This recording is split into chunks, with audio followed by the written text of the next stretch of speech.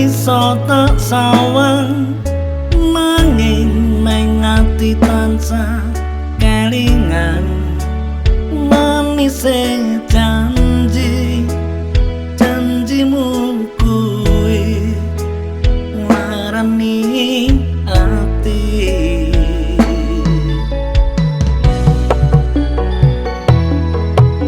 senajan aku lara ning sekuat nyangga ratu sing ana ndada perih rasane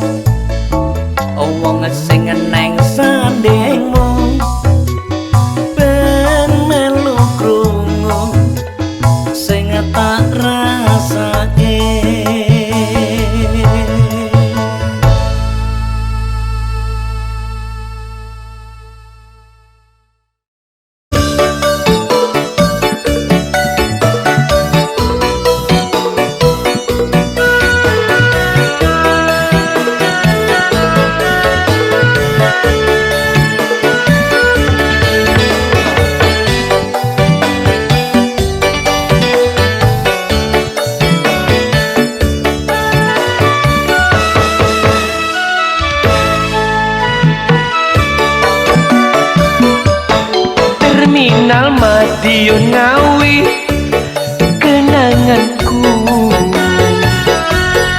ora bakalan aku ngelaleke. Biyen aku duwe pacar anake Pak Tukiran bakul pecel ana ning pinggir prapatan. Terminal Madiun Ngawi gentolanku ora bakalan aku ngelaleke. Biyen jaman semono kowe janji karo aku, nanging nyatane kowe ngingkari janjimu.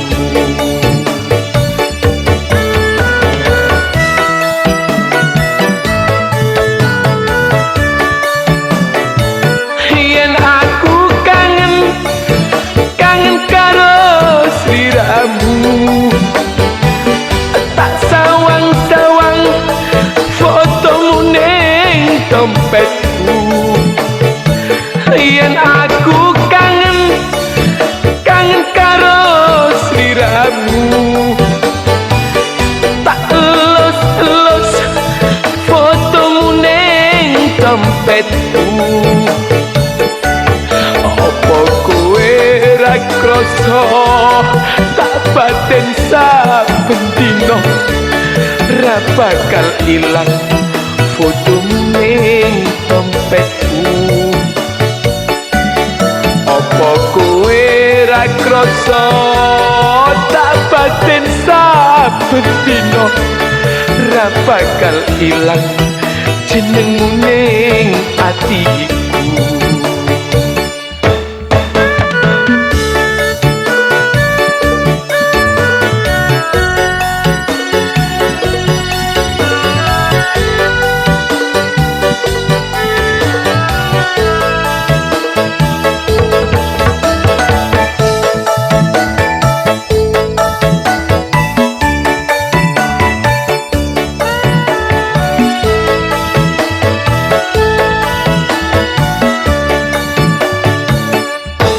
Terminal Madiun Ngawi gentolanku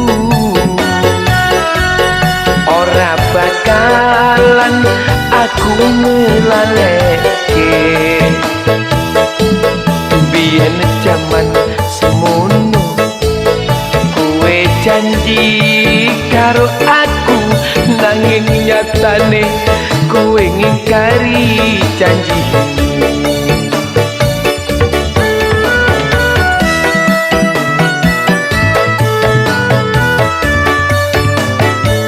Yen aku kangen karo sliramu, tak sawang-sawang fotomu ning dompetku.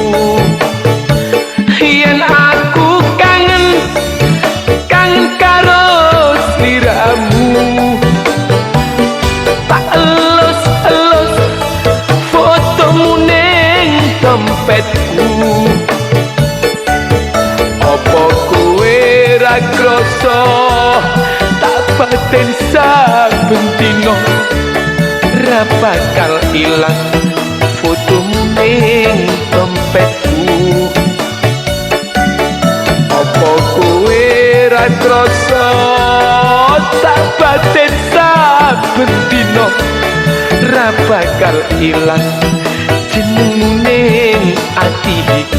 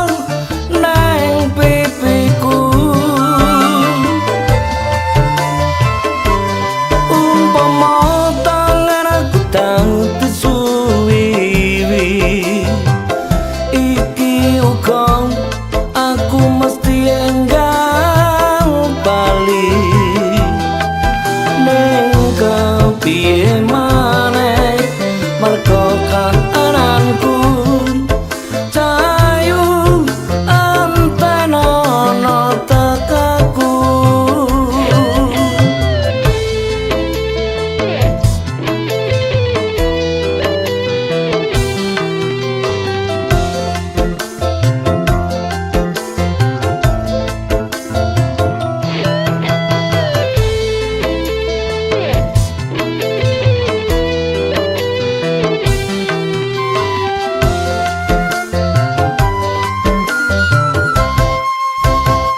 ramai dong sapa wong sing ora kangen atau pecong pengen turu angel merem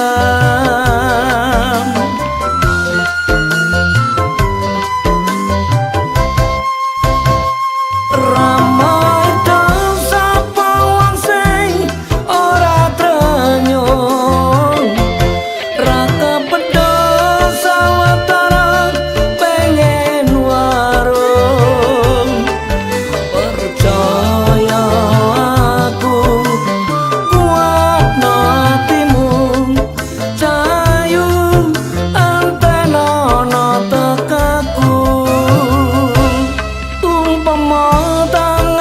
tanti suwiwi iki ukang aku mesti enggal bali neng kepiye maneh mergo kananku cahayu antenono tekaku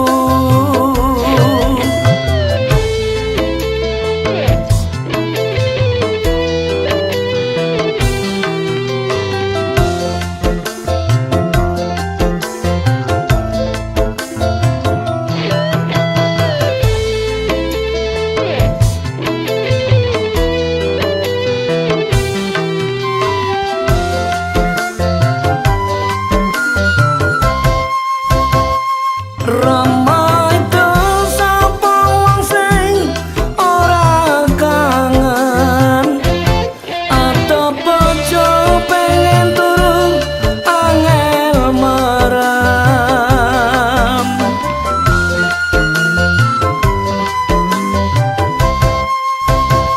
ramai dong sapa wong sing ora trenyong raka percaya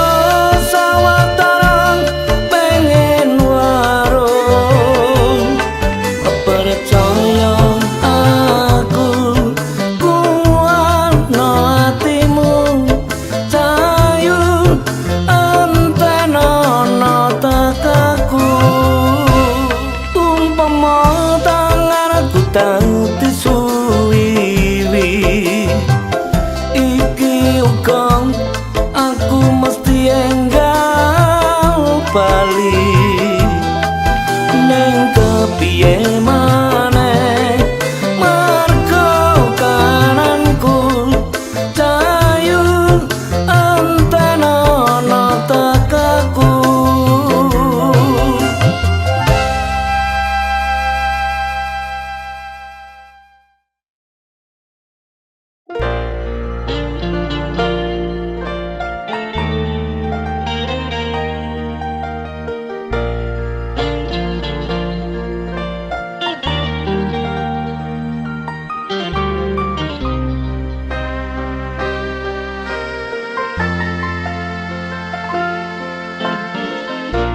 swara angin sing raridu ati ngelingake sliramu sing tak tresnani pengen nangis ngetokke aluh neng pipi swara weruh senajan mung ana ngimpi ngalem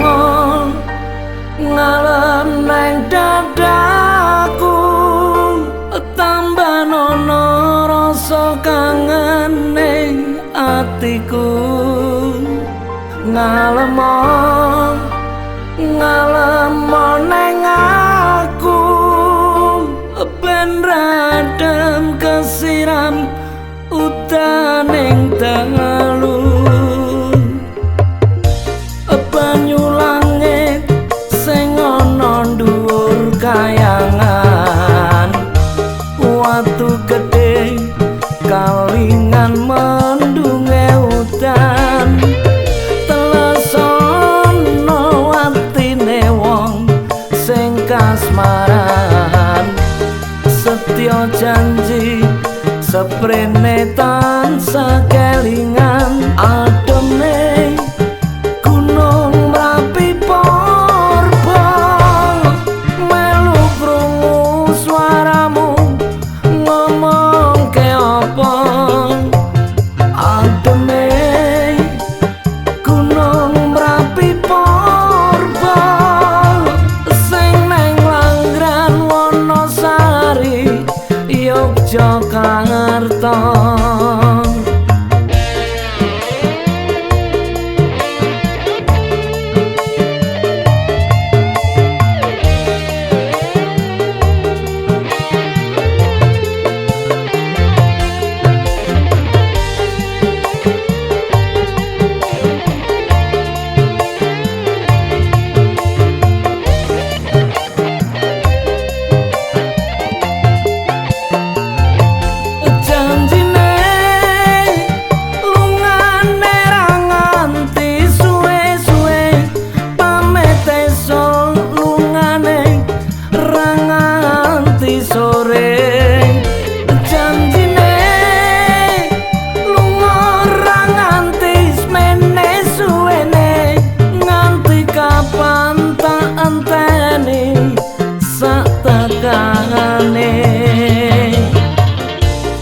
Udan krimes telesono klambi iki jroning dada ben ra garing ngekep janji ora lames gedene nggonku tresnani nganti kapan aku ora bisa lali ademe gunung Merapi Porba melu krungu swaramu ngomong ke apa ademe gunung Merapi Porba sing neng Langran Wonosari Yogyakarta. Janjine lungane ra nganti suwe-suwe pamete esuk lungane ra nganti sore. Janjine lunga ra nganti semene suwene nganti kapan tak enteni sak tekane.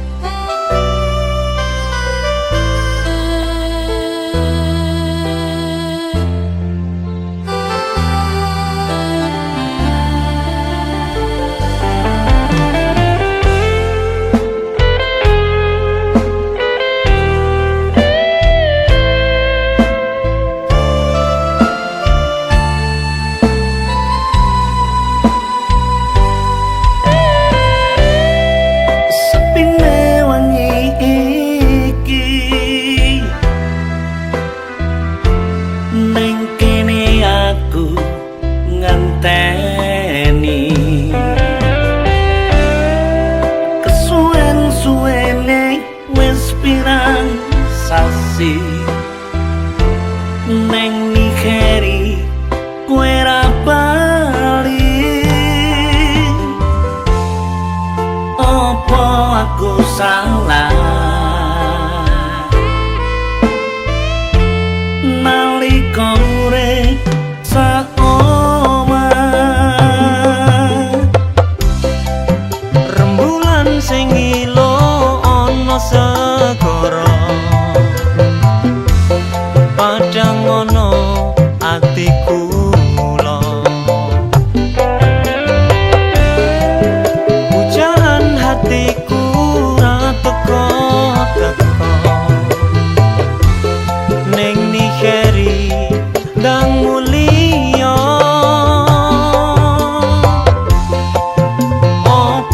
aku salah nalika urip saoma.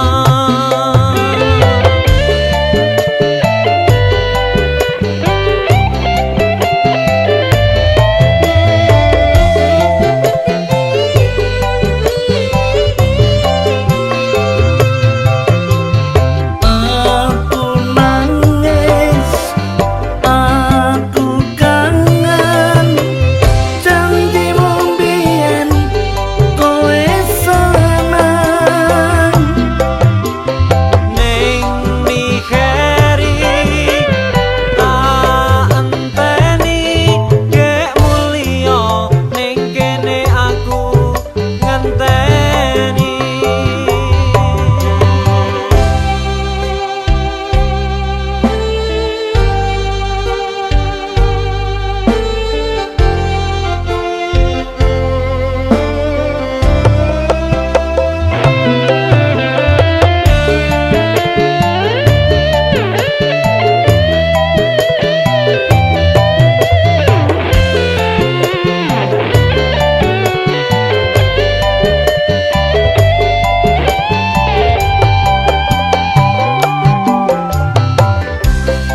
Rembulan sing ilono segara padhang ana ati kula.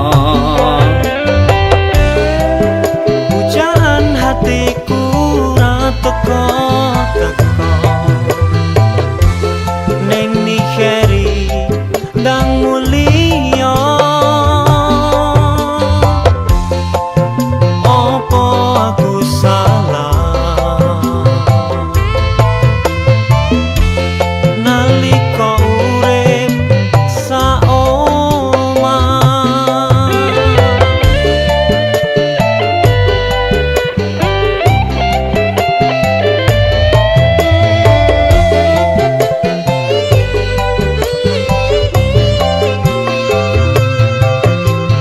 Aku nangis, aku kangen, janjimu mbiyen kowe seneng.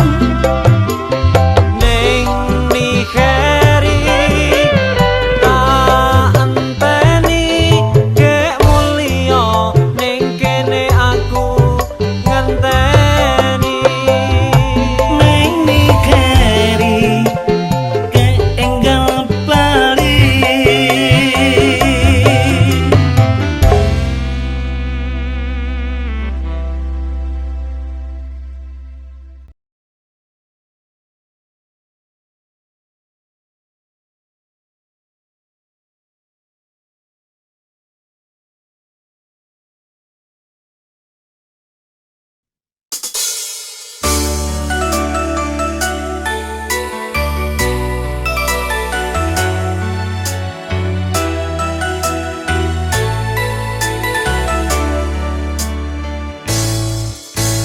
Sri, kapan kowe bali?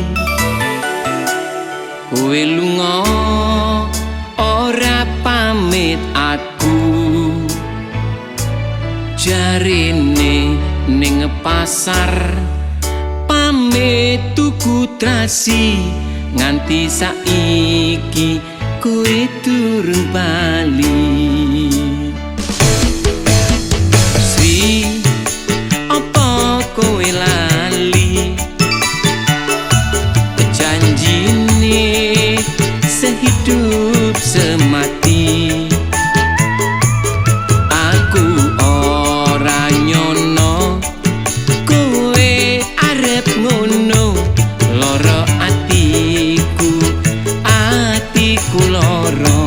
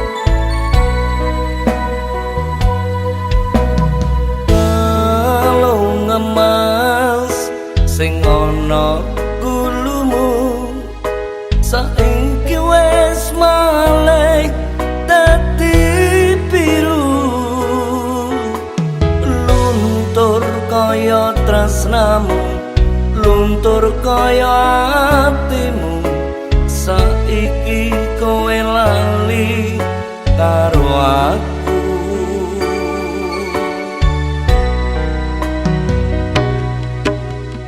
Kalung emas kuwi biyen tak tuku, tak pasrahke mung kanggo sliramu. Gedhe rasa tresnaku iya mung kanggo sliramu, ra nyono kowe lali karo aku.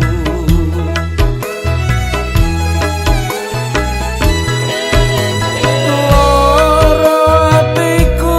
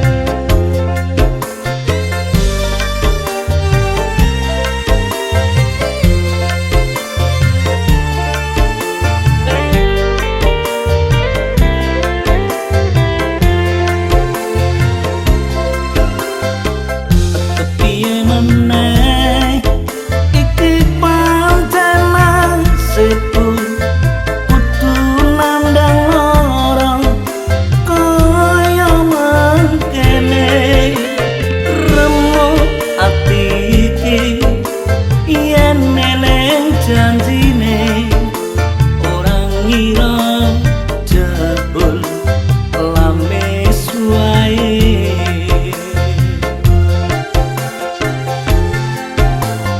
ke apa salah awakku iki kowe nganti tega mblenjani janji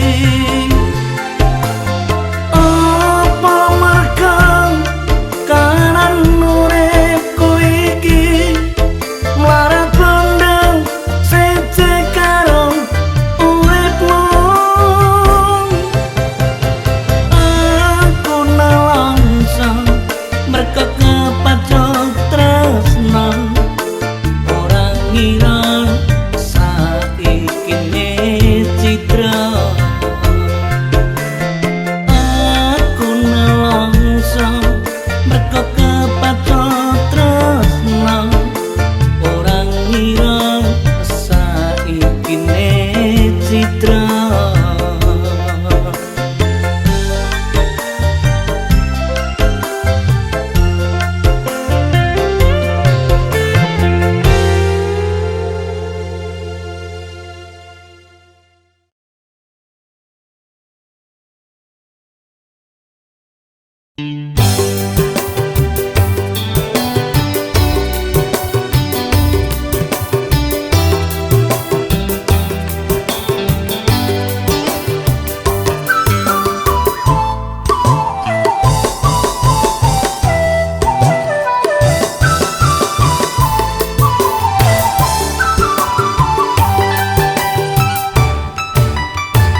bebasan koyo ngenteni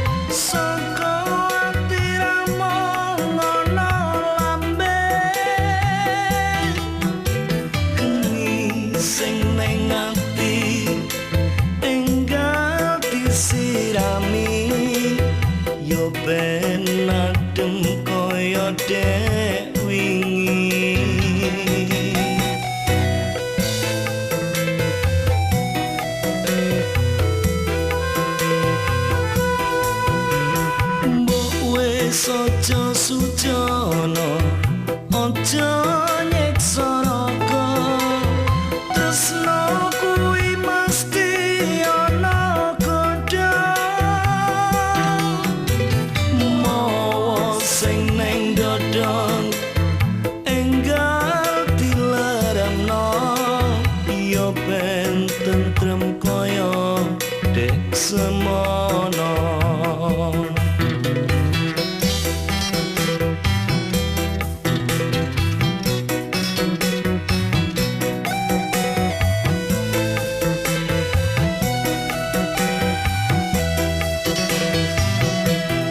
Ronce-ronce melati benange lawe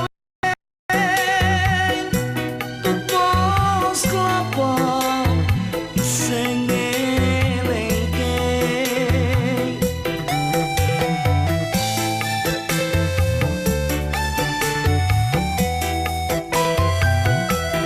nanti tua aku isih tresno kowe senajan ana kudu sepiro akeh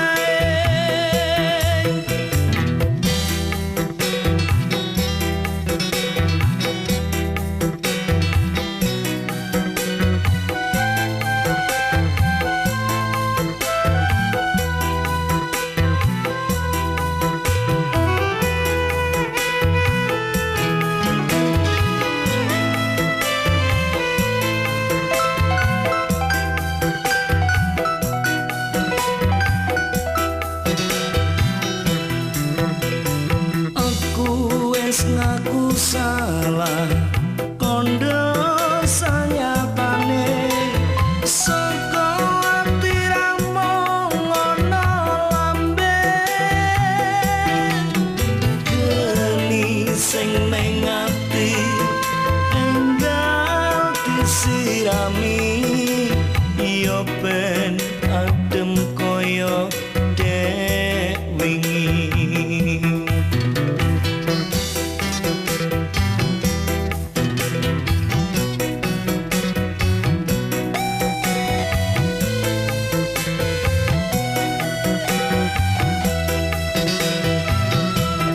Ronce-ronce melati benange lawe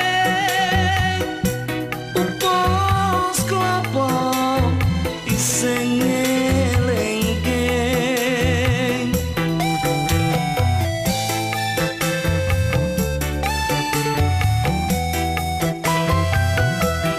nanti tua aku iseng tresno kowe senajan ana kudu sepiro akeh ronce-ronce melati benange lawe upos klopo iseng elengke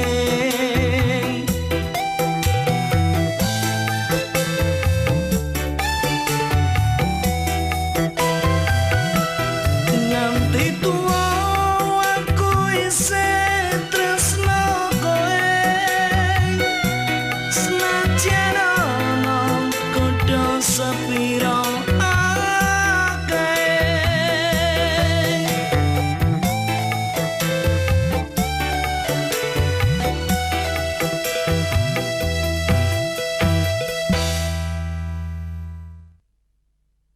Sepatu kecilnya masih di dekat pintu.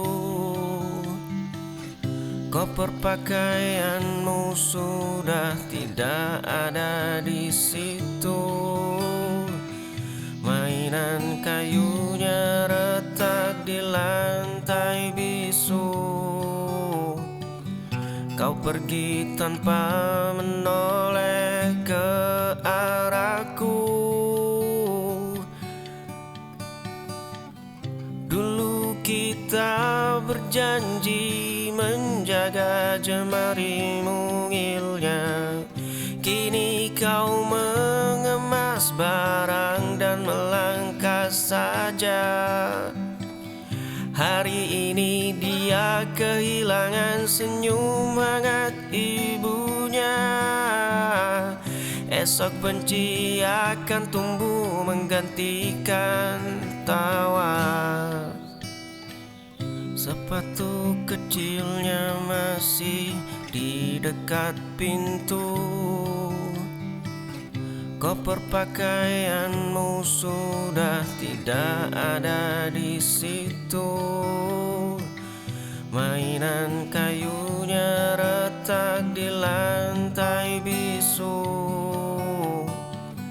Kau pergi tanpa menoleh ke arahku. Ku melihat aku hancur di dalamku, di cerminku, di cerminku. Ku melihat aku tangis teriakan, hanya aku, hanya aku. Tapi begitu kencang, pagi tak bawa senang. Aku telah terperangkap masalah. Kau yang dicermin, ku tersiksa batin. Masa lalu hancurkan aku berkeping. Kau yang dicermin, terbanglah kau terbawa angin. Ku ingin berpaling, ku melihat aku hancur di dalamku, di cerminku, di cerminku. Ku melihat aku.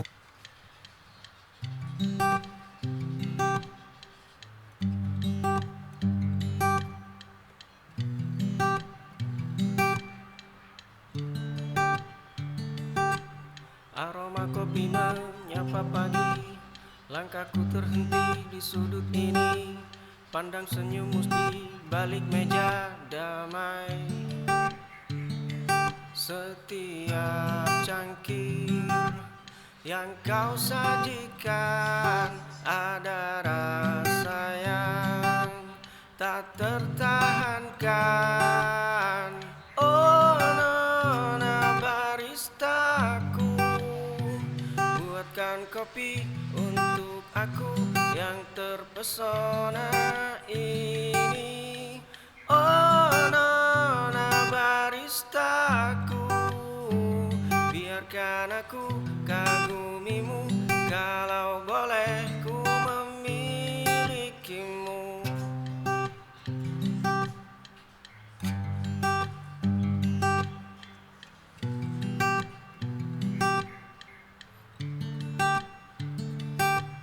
Aroma kopi menyapa pagi.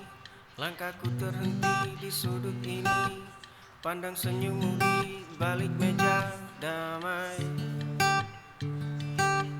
Aroma kopi menyapa pagi. Langkahku terhenti di sudut ini. Pandang senyummu di balik meja damai.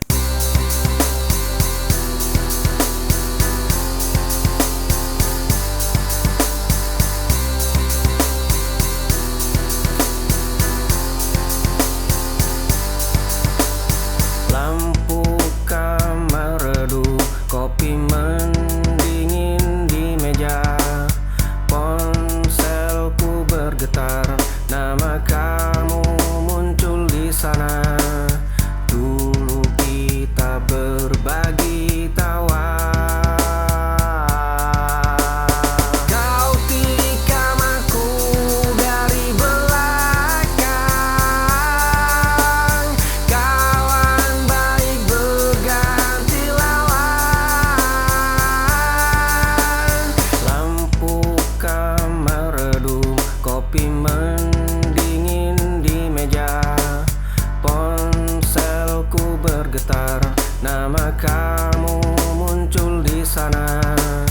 Dulu kita berbagi.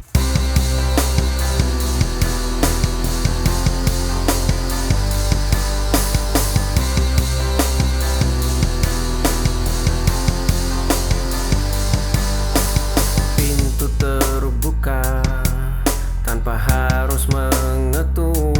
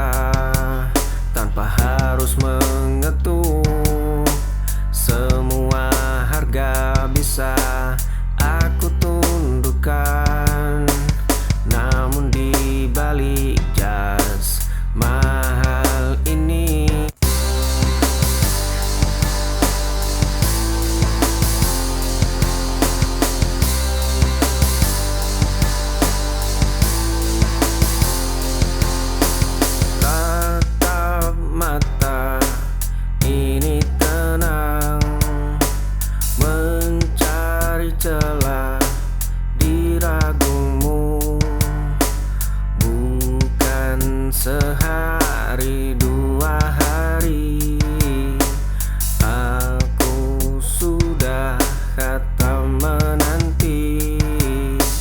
Inginmu tak buatku gigil, bicaramu tak buatku mundur.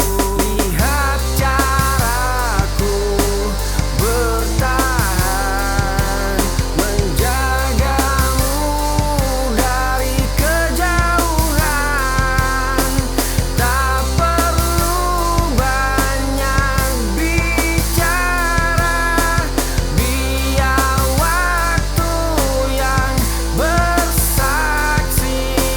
Tatap mata ini tenang, mencari celah di ragumu. Bukan sehari luka ini terasa biasa demi satu senyuman. Waktu boleh habis memakan seluruh sisa sabarku. Bunga mawar merah itu kini mengering di terasmu. Surat dengan segel rapi kembali ke tanganku tanpa dibuka. Langkah kakimu selalu berbalik menjauh saat bayangku mendekat. Pintu kayu itu tertutup rapat sebelum aku sempat menyapa. Kau terus berkata tidak pada setiap harapanku. Luka ini terasa biasa demi satu senyuman. Waktu boleh habis memakan seluruh sisa sabarku. Dunia boleh menertawakan langkah kaki yang keras kepala. Aku takkan mundur meski jiwamu sekeras batu.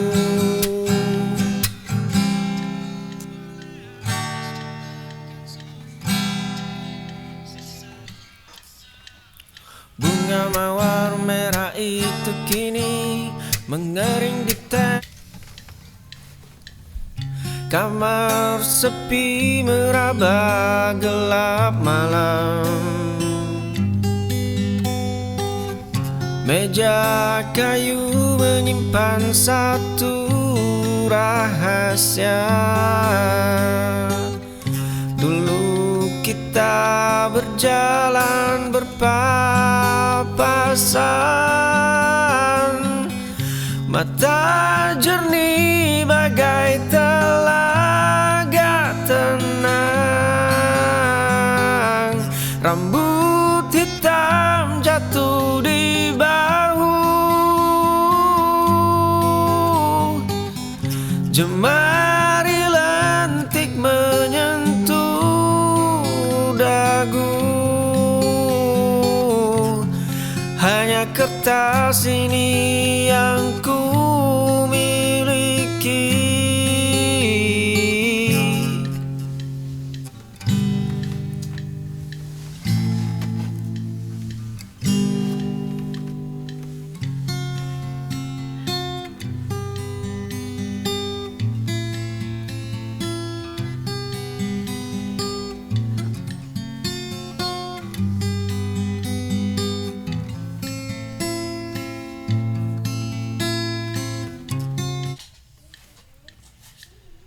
Cermin tua memantul wajah asing.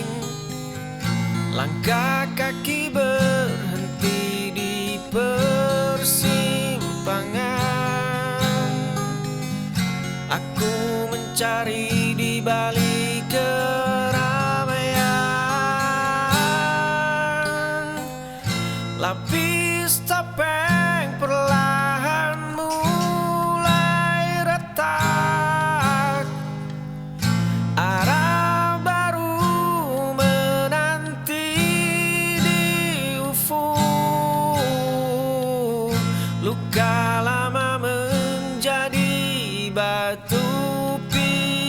terabaikan. Jiwa ini akhirnya pulang kembali. Cermin tua memantul wajah asing. Langkah kaki berhenti di persimpangan.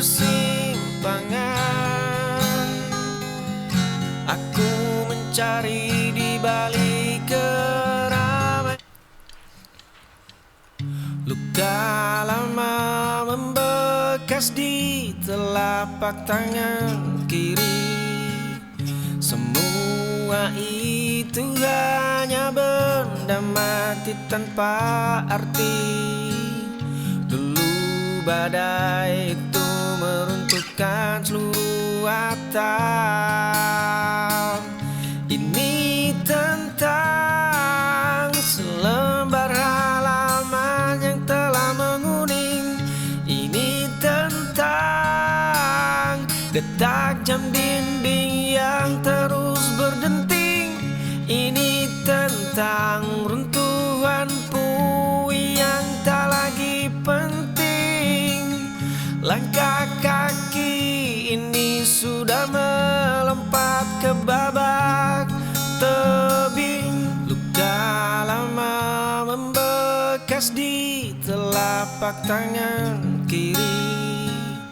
Semua itu hanya benda mati tanpa arti. Dulu badai itu meruntuhkan seluruh atap. Kaki melangkah di trotoar sepi, menatap bayangmu di balik kaca. Aku membeku di sudut gelap. Dua cangkir kopi yang tak pernah bertemu. Satu catatan usang tersimpan rapi. Ribuan doa melayang tanpa suara. Aku pengagum rahasia yang abadi.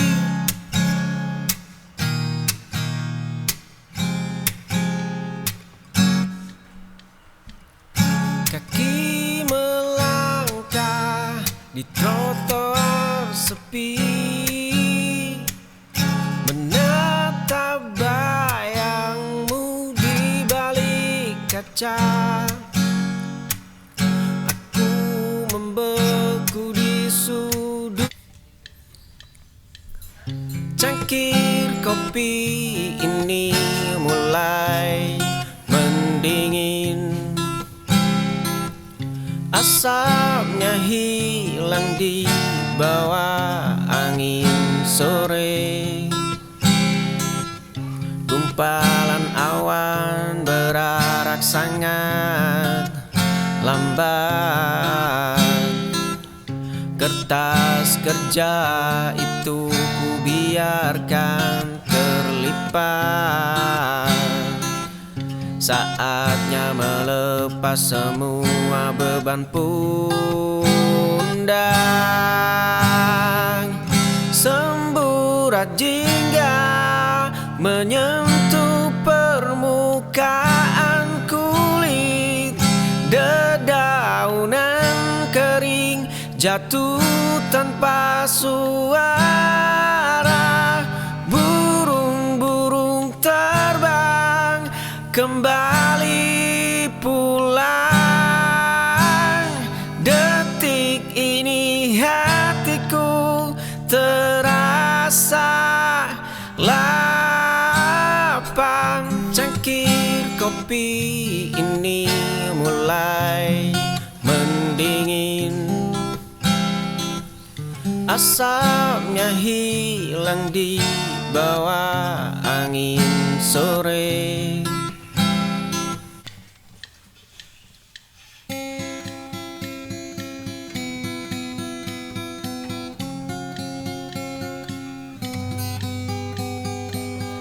Di kamar sepi yang mulai mendingin,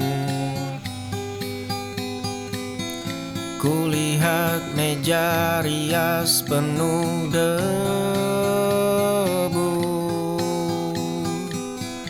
Ada secari kertas berbau parfumnya, tertulis nama pria yang bukan aku. Cangkir kopi pecah di lantai, kancing bajuku lepas terenggut amarah. Kau tikam aku tepat di dadaku, kau tikam aku saat ku percaya, kau tikam aku tanpa suara. Kini seluruh duniaku runtuh selamanya. Di kamar sepi yang mulai mendingin, kulihat